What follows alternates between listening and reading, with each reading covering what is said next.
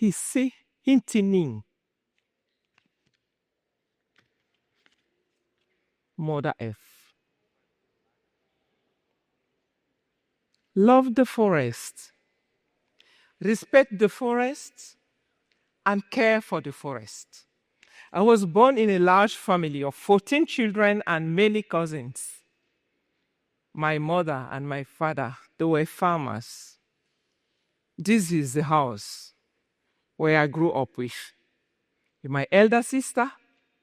When I was 3, she took me when she got married. It's a cultural practice. When the elder goes, can take with her the junior. And the junior becomes the first son or the first daughter of the new family of the elder. That's how I grew up. I was in this house. The first roof was made with the raffia leaves. It is located in Idea, in the middle of the Congo Basin forest, the second largest of the world. My love for nature started from my life with these 2 women, my mother and my sister. And because I was born in the forest, and since the age of 3, I knew the forest. I benefited from the forest. I learned to understand the importance of forests and the forest products. I still remember when I was 8, I was walking in the forest with my mother. That day, my mother was showing me how to recognize edible mushrooms. As we were sharing the way in the forest, my mother showed me the trees that bear edible mushrooms. She showed me how to collect them so that I don't destroy the mushrooms and I don't harm the tree. And she was doing this for fuel wood, for the roots, for the leaves that she used for medicine and for food. I knew very early so many good practices to preserve the forest and the forest resources. Our family was depending entirely on the forest. We drew everything from it for our need and for our life.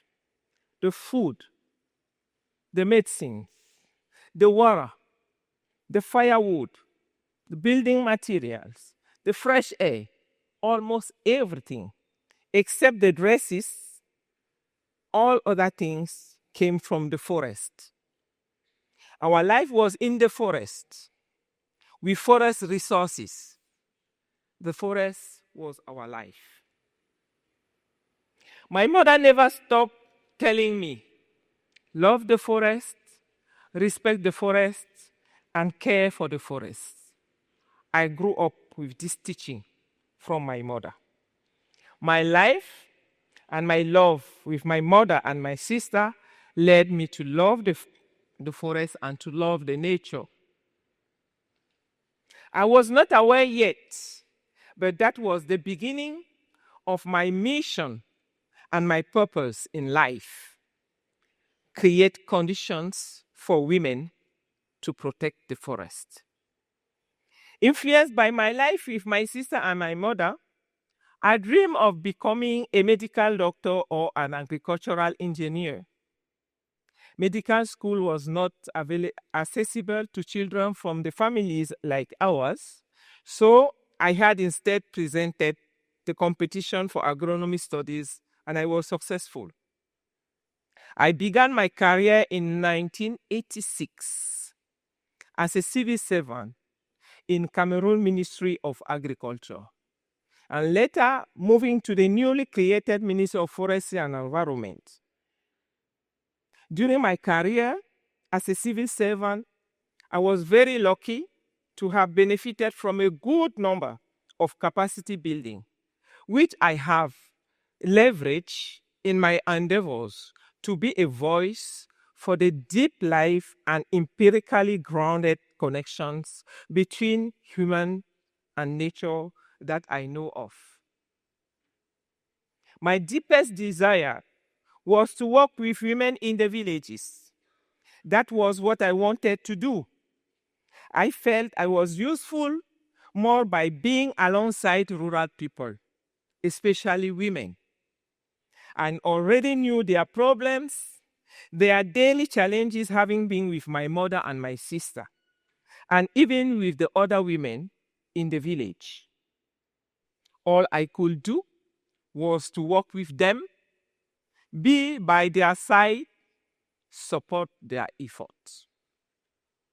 I joined the Pan-African Institute for Development, where I launched a gender and community forest unit, and later co-founded Cameroon Ecology, a local NGO, to promote community rights in management, where I had the chance to contribute to the implementation of the 1994 Cameroon Forestry Law. Our support moved to advocacy for community forest-based enterprises a few years later, as I met on my way an American NGO, Right and Resources Initiative, whose mission was to strengthen local communities' rights in forest management in Africa. A mission that resonates with the challenges that our new women in particular face, because both patriarchy and enduring colonial and post-colonial policies that have dismissed and stripped away their resources, tenure, right. With my gender background, I started focusing on women's rights, realizing that the community forest scheme was a great avenue to push for that. We carried out advocacy campaigns and strengthened the capacity of local communities, women, civil society organizations, youth group, and the local private sector representative, government staff, councils, and parliamentarians, a wide range of stakeholders. With this bottom-up and socially grounded approach, we initiated policy reforms as we needed enabling policies to support our mission. Have local communities, including women and youth, in the decision-making processes in forestry sector in Cameroon, in order to achieve sustainable management of forests through inclusive governance, socio-economic development, and gender equality in the forest sector. Always fighting for the women defending the forests.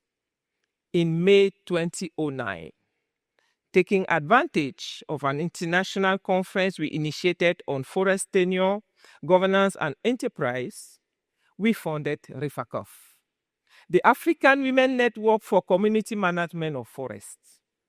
REFACOF was created as an advocacy platform to facilitate and coordinate African women collective action to confront the social, the political, the legislative, and socio-economic challenges surrounding male-dominated forest management in Africa. Later in the year, I met late Professor Wangari Maathai,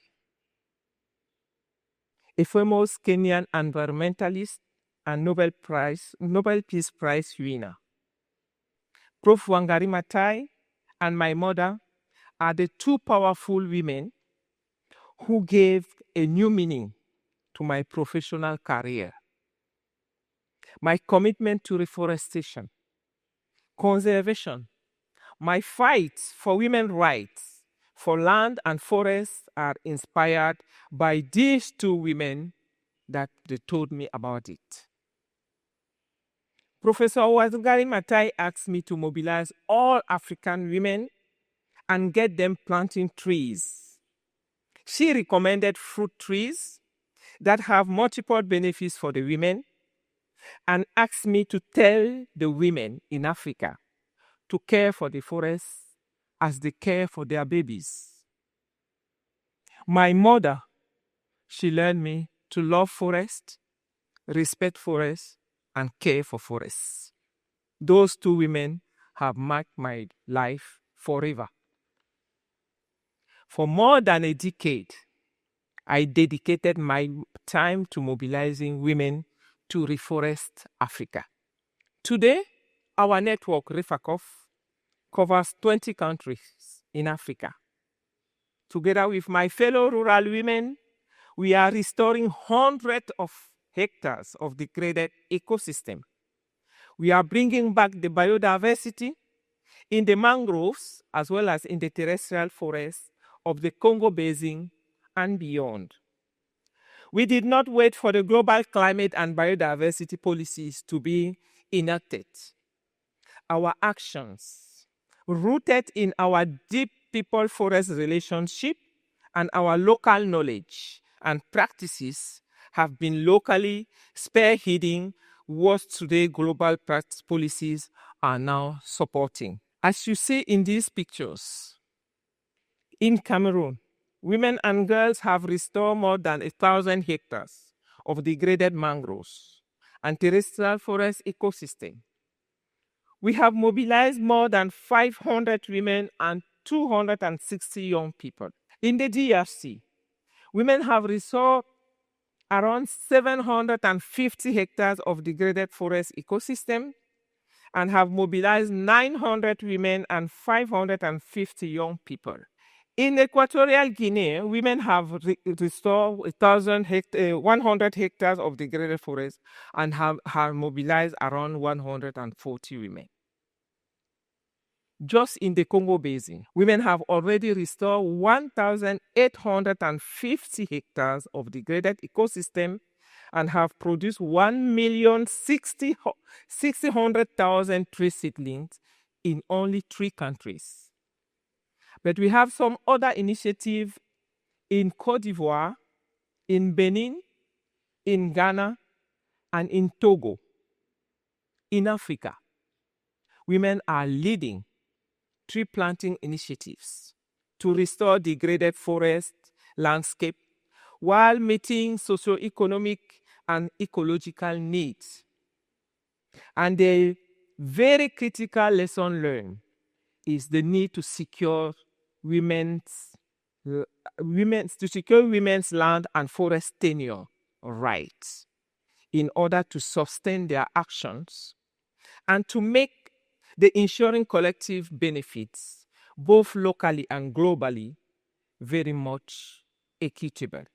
Our network, REFACOF, ambition to restoring Africa degraded land with the commitment to appropriately planting 20 million trees through agroforestry system by 2030. This is a contribution to Wangari Maathai devotion to tenure conservation, to nature conservation, and the livelihood of forest-dependent communities, including women. It is also REFACOF's contribution to the UN Decade on Ecosystem Restoration. We also ambition to improving women's rights, rural women security land and forest with the customary land allocation certificate. We have developed an approach we call l'Ilagle, and this could become institutionalized in national policies in the near future. I would like to use this moment here in this Teatro da Paz, surrounded by hundreds of people from Brazil, from Amazonian forest communities, and from all over the world, government and friends, to ask you to increasingly support women in their effort in addressing climate change, biodiversity loss, and poverty in my country, but also in my continent, Africa, and in all over the world. Easing their struggle with burden their endeavors. Women are forest champions by nature. Women have the solutions, and women are the solution. Give us the tools and the financial means, and we'll use them well. This is my story. This is my 39 years journey of deep and care for the forest, deep love and care for the forest, from civil servant to women activists, from a local NGO, Cameroon Ecology, to a regional network, Rifacof. One of the only women's platforms in the forest and environment sector in Africa that unites countries and women to take care of the Congo Basin forest, to take care of the Africa ecosystem and the nature. I would like to finish my talk by realizing one of my dreams.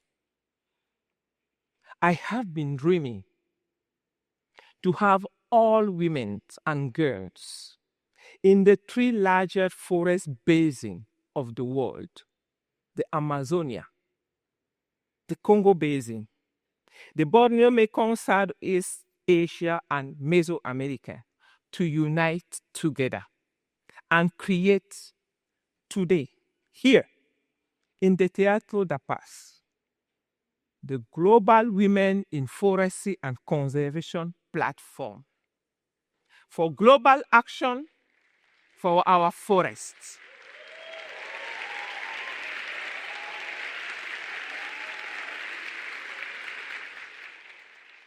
Yes, this is the dream I have been dreaming for years, and it should be the reality today and tonight and now. So, can I call all women in this room and girls to join me and create this global women movement I'm looking for years, and let TEDxAmazônia be our model? Please join me if you agree with me. Stand up and say, yes, we are part of the movement. Yes, we are part of that global women movement. Yes, we agree with TEDxAmazônia to become our model. Thank you. Thank you. Thank you. On the global women movement of the three basins, the largest in the world. It is born here today. Thank you very much. Thank you. Thank you.